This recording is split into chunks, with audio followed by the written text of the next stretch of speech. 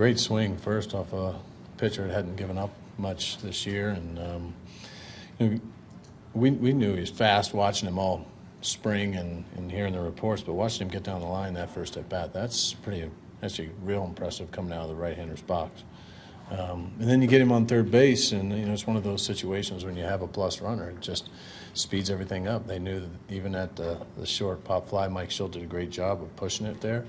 We got to take a chance and then trust in the speed, and Jed got enough, and Bader did the rest. It was I'm sure first game he'll never forget. Have you ever had the thought of challenging a routine ground ball to shortstop before? No, and it looked like he beat it, and I first saw it, and then as they got more looks, it looked like we'd be wasting a challenge, and I know it was tempting on a kid's first at bat to try and get him something, but you can't make something out of nothing. It seemed like he was in favor of you challenging that. Did he? Is he going to say that in this first at bat? He doesn't get a say ever, so. But yeah, I don't blame him. I mean, you dream about that at bat since the first time you pick up a bat, and you want it to go. I mean, it's pretty impressive how the crowd responded. Anyhow, almost a standing ovation for a ground out, and that's. I think they're going to appreciate. That's his style. I mean, as we watch, and I think you love that kind of play where it's hard all the time. You're going to see the same thing in the outfield, and that's all we've seen so far. So I wouldn't expect any different. But that's pretty rare speed to be able to get around like he did. What do you think of Lance? Lance was good. He's getting lots of foul balls this year that are running his counts a little deeper and making him not look like he's as efficient as he's been. He's been attacking the strike zone. I thought he had good sink today. I thought he did a very good job of using his slower breaking ball. The cutter kind of mixed between a cutter and a slider at times, and it was effective. But he challenged guys when he needed to. He had 2 walks I know that were frustrating for him, but overall, I thought he did a very good job and controlled most of the bottom of the zone with the fastball and a lot of downward movement. As far as numbers weren't so outlandish against Lance, would you have left him in the game? Potentially, but those numbers are hard to deny. And Kevin Segrist did a nice job. I mean, he's had a few nice outings for us, and while we're talking about our bullpen, Rosie was fantastic. And even the pitch Bowman had hit out of the ballpark wasn't that bad of a pitch. That's at the bottom of the zone, and that's on the inner portion of the plate. And Story made the right swing on it, but Trevor came in tough spot, and that was big. We needed him to do that, and it was good stuff all the way through.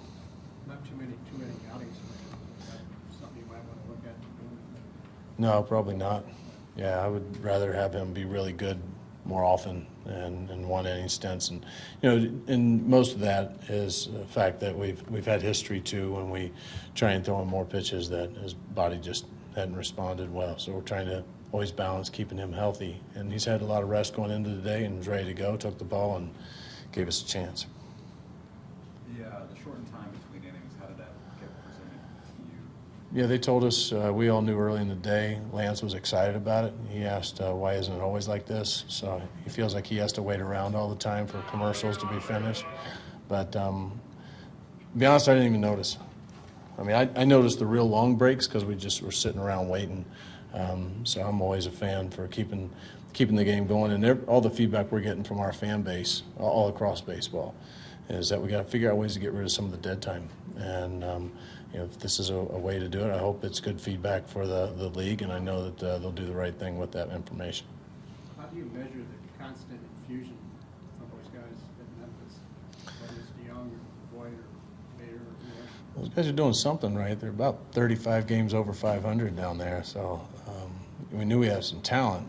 It's just a matter, guys getting their chance, and I attribute a lot of things to it. One, just good players. Two, they've been taught really well through our system and prepared very well in Memphis. Stubby Clapp and Brian Eversgood are preparing those guys extremely well. And I think the third thing is how our guys take in the young players in spring training. That means a lot. And they get here and they're not overwhelmed. They're not intimidated. Our guys aren't pulling power trips on them to make them run around like rookies. They make them feel like they're a part of the club. And then when they get here, they're more likely to jump in and contribute like they had been instead of feeling like they've got to earn their stripes.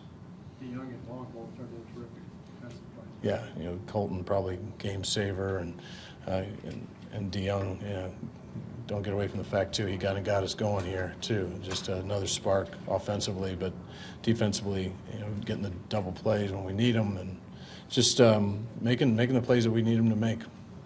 Greg Garcia too can't get away from that. That's a tough ask with the nasty lefty to get in there and lay that bunt down after having a good day already swinging the bat. Big play for us. I don't think anybody's hit more homers than the young other than Stanton since he came up the last time. What knew he had power, but this is pretty impressive what he's done. And there's so many times he's got pitches that he's right on time for and just misses too. I mean, it's not like he's taking ugly swings and getting lucky.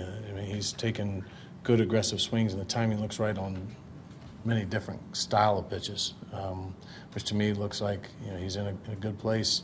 We're not putting expectations of what the numbers ought to look like or compare him to anybody else, but right now he's taking really nice at bats, and amazing. You throw him in wherever we put him in the lineup, it just doesn't seem like it's he's out of place. He's taking his at bats the same no matter what. The Rockies had averaged 10.6 runs a game for the full week before they came to St. Louis.